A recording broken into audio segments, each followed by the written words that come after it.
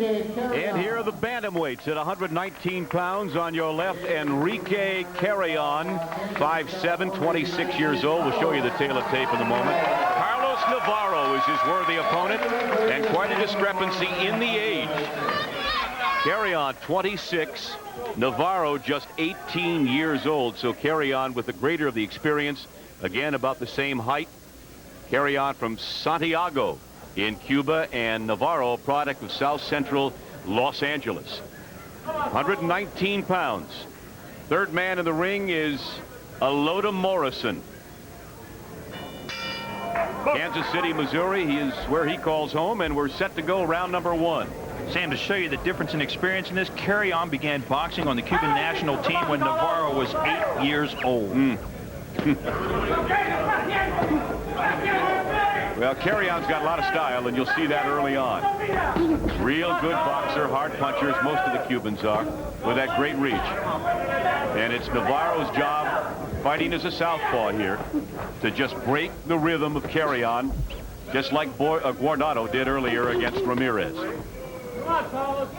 And you got to get off first against these guys, Van. You can't stand back and let them shoot first at you. If you do, you're going to be on the defense the entire night, and you're not going to be aggressive. The name of the game is focus on breaking their rhythm and close up the space between the two boxers. Take it to them and don't let them take it to you. The coach in the U.S. corner for this bout is Jesse Ravello, and we'll talk a lot about him as we go along. But Ravello and Al Mitchell, certainly 2 of the 4 or 5 leading candidates to coach the U.S. Olympic team in '96. They're doing an excellent job working with the United States boxers, not just this team, but the entire cream of the crop of the USA team throughout the states and the various events that they have.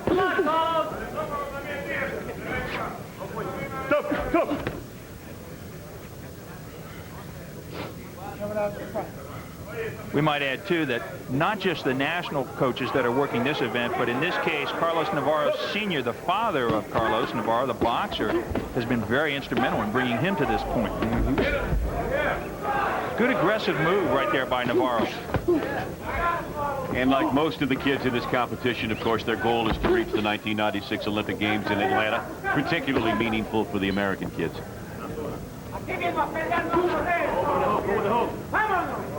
So far, I like what I see by Navarro. I like it because he's moving forward, and he is becoming the aggressor. He's got to make the most of the opportunity, however, when he gets there. But I like his direction thus far.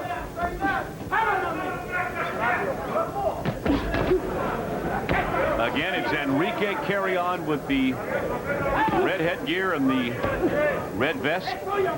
Carlos Navarro of Team USA in the blue. Carrion now is a 1989 world champion. He won the silver in the world championships in 1991, and he was runner-up in the Goodwill Games this summer. So, wealth of experience once again. Boy, all the way down the list, too, Van. Every one of them just has this incredible history already at the tender age of 21 to 25, you know? Yeah, it's hard not to be impressed, really, when you read their bios. 30 seconds to go in round number 1. All of these are 3-rounders. They last 3 minutes each. And the object is to score some points by landing punches in the white area of the boxing glove. They call them knuckle surface blows. And that's the front part of the torso, from the belt up to the top of the head. Nearing the end of round 1, pretty even round. Carrion might have the slight edge.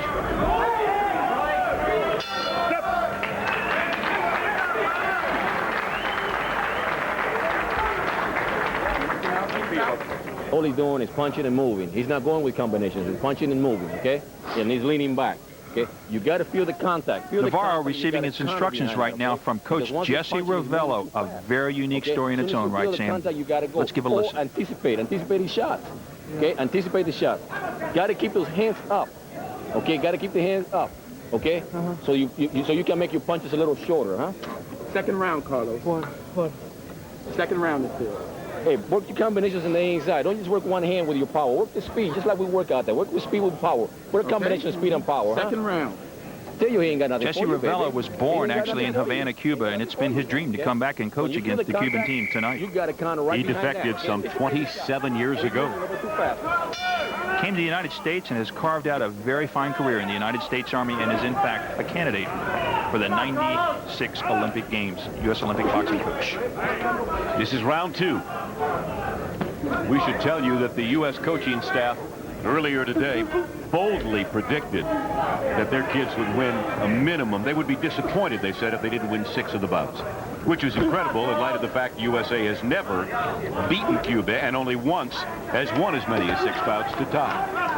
Pretty nice shot by Navarro just now, and they got off to a good start with a 1-0 in the 106-pound category, and they could make this 2-0 at this point. This Cuban team is a very, very strong team, but as Coach Ravello has so aptly told us, they are beatable, and we've already seen a glimpse of that.